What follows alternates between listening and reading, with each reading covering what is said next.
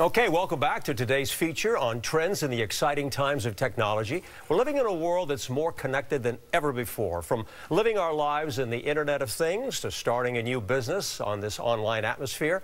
So it's very important to understand where things are going, and here to help me out is my very special guest today. Joining me is Stephen DiFranco, who's the principal of IoT Advisory Group in Silicon Valley. Nice to have you here, Stephen. It's my pleasure. A New Jersey native, too, right? I am. I'm from here. Good. Your family's watching. Yeah, I don't know if they are, but I hope they are, too. Well, listen, a lot of ideas coming out these days. Very exciting. What's the hottest trend? I know that's a tough question. What's the hottest thing going on? Well, the most important thing that's happening for consumers is probably voice-activated IoT. And you see that with the Amazon Alexa and the Google Home that has come out. Oh, yeah. And Sonos just came out with a version of their now voice-activated for music. So that's the hot thing going. And let me tell you why I think it's so important. It is so easy to use. We take the technology away. You can speak to the device. True. And by speaking to that device, you can today get the news and get the music, and tomorrow it'll unlock your front door. It'll let you. It's amazing. It'll let you understand perhaps what's happening to your mother and father who might be living on their own.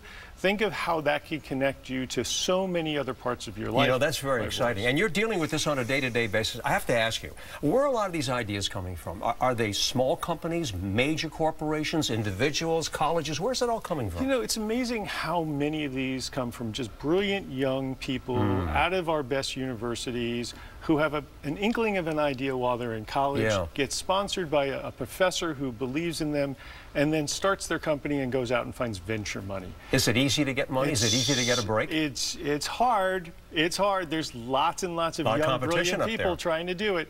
And I'm part of an incubator, and we look at 40 or so of these companies every single week, and we give them advice and we give them mentorship.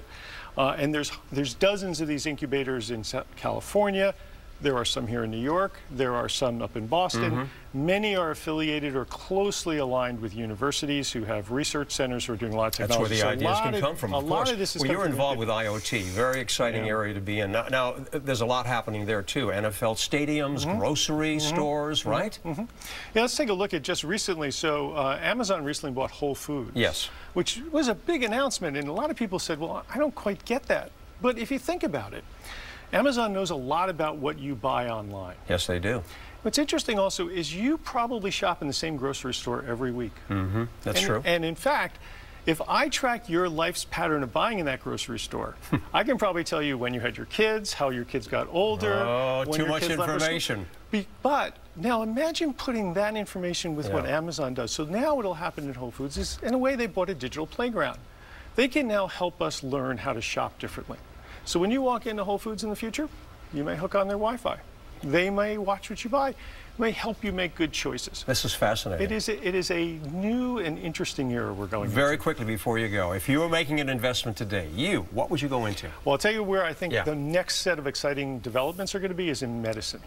And in fact, you just did a piece on what's called the smart pill. Yes. And in the last couple of years, we've done a lot of new developments around smart pill caps so that people can't get into pill bottles they're not supposed to get into. That's good. Monitoring how people are taking their medications, monitoring their health. So we think of things like, you know, Fitbits and other devices. There's so much to watch, and you're doing a good job. Stephen DiFranco, thanks for joining us. Always my pleasure. All right, thanks so much. Coming up next.